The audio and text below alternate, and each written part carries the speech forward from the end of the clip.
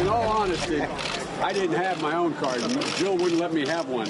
He's just a regular old Joe at the store, right? Joe Biden, vice president. Earlier today, barking on a shopping spree at the discount warehouse Costco. To demonstrate a surge in consumer confidence, Biden flashed his membership card and picked up a few items, including flowers, children's books, fire logs, 32-inch Panasonic TV, and a large apple pie. Biden tried some free samples as well. He chatted with employees and shook hands with shoppers. The visit to Washington, D.C.'s first Costco store provided a great opportunity for the vice president to push for an extension of the middle-class tax cuts. Look around here. People are, consumer confidence is growing, and the last thing we need to do is dash that now by being unable to extend the middle-class tax cut. Thanks for shopping with me. And I know you won't tell anybody what I bought for Christmas. It's important to note some of the Costco executives have ties to the Democratic Party. The wife of Costco co-founder Jeff Brotman is an Obama bundler, and the co-founder Jim Sinegal is a longtime Democratic donor who defended President Obama's economic record at the Democratic National Convention. But Sinegal's business model has always been on the side of the worker, unlike Walmart and Sam's Club, with its history of union busting, low wages, and benefits. Sinegal says that treating employees well is good business. Costco pays its workers more, too. Costco CFO Richard Galanti told the Ed Show that employees get about $20.50 an hour on average. That's about $40,000 a year. Health benefits are offered to full and part-time employees, with workers paying only about 10% of their premiums out of pocket. Let's turn to Steve Greenhouse, labor and workplace reporter for the New York Times and the author of The Big Squeeze. Great to have you here tonight, Mr. Greenhouse. What do you make of the symbolism, and I believe it's symbolism, that the vice president went to Costco today to make a statement about the middle class, but also how to treat workers? Well, I think it's a 2 for a 3 for Biden and the White House. It shows it's important to go out and shop. It's important to stimulate the economy. If we're going to pick a store, let's go to Costco, which is really known for treating its workers better than basically any general retailer in the country. I've been covering labor for a few years for the New York Times, and a few years ago, several people were saying you should take a look at Costco. They really do a remarkable job in how they treat their workers. So I went out to their headquarters in Issaquah, Washington. I spent a day with that gentleman next to Biden, Jim Sinegal, one of the co-founders of the company, and I thought, well, Sinegal, Jim Sinegal, why are you treating your workers so well? I figured, well, his father was a steel worker. He grew up in Pittsburgh. I figured he was sympathetic to unions. He grew up Catholic. I thought he must have been from a Catholic social justice family. He said, no, that's not why I treat my workers well. We're not the little sisters of the poor. He said, it's good business. It's not altruism, it's good business. He said, treating workers well means they work hard for you. There's far less turnover. The typical Costco worker who's been there more than a year stays on average 17 years.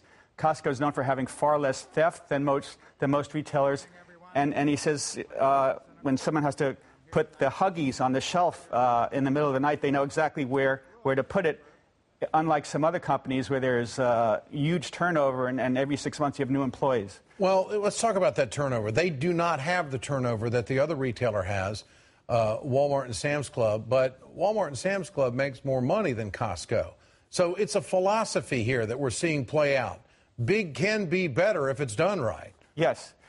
We often talk about high roads and low roads. And Sinegal, again, when I interviewed him, he said, I asked him, why do you treat your workers so well? And he said, we have rock bottom prices. The last thing I want is shoppers to come in and think, Sinegal, you're running a sweatshop, you pay your workers like dirt. He said, therefore, I'm going to pay my workers the best of any retailer in the country. So he's able to do that by getting the workers to work really hard. He has all these retailing tricks. He saves money. You go into a Costco, it's not fancy. There are cement floors. He spends no money on advertising. Most retailers spend 2% of their revenues on advertising. That enables him to cut costs. And he's very ingenious in how he stocks the store. So how do they compare to Walmart? I mean, in operation. The typical Costco warehouse sells, I think around twice as much as the typical Sam's Club per square foot. And Jim Sinegal was always proud of that. He said, there might be a dispute about who charges less, but there's no dispute in how we treat their workers.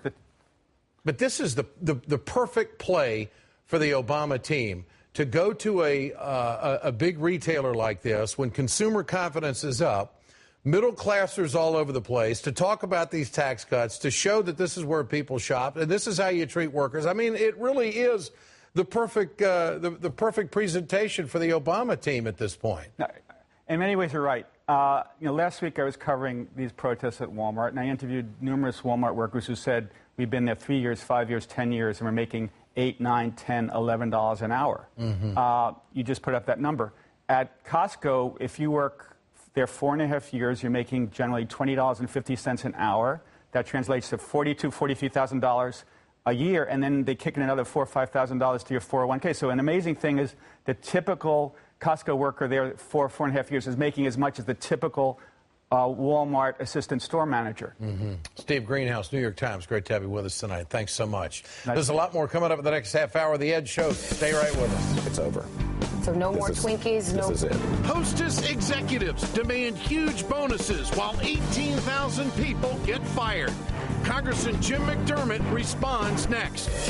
GDP is up and unemployment is down, and this Congress is the most unproductive in history. We'll break down the numbers. And Congressman Louis Gohmert goes off the deep end again. We'll tell you how Senator John McCain fits into his newest conspiracy theory. This administration sent planes and bombs and support to oust Gaddafi so that al-Qaeda and the Muslim Brotherhood could take over Libya.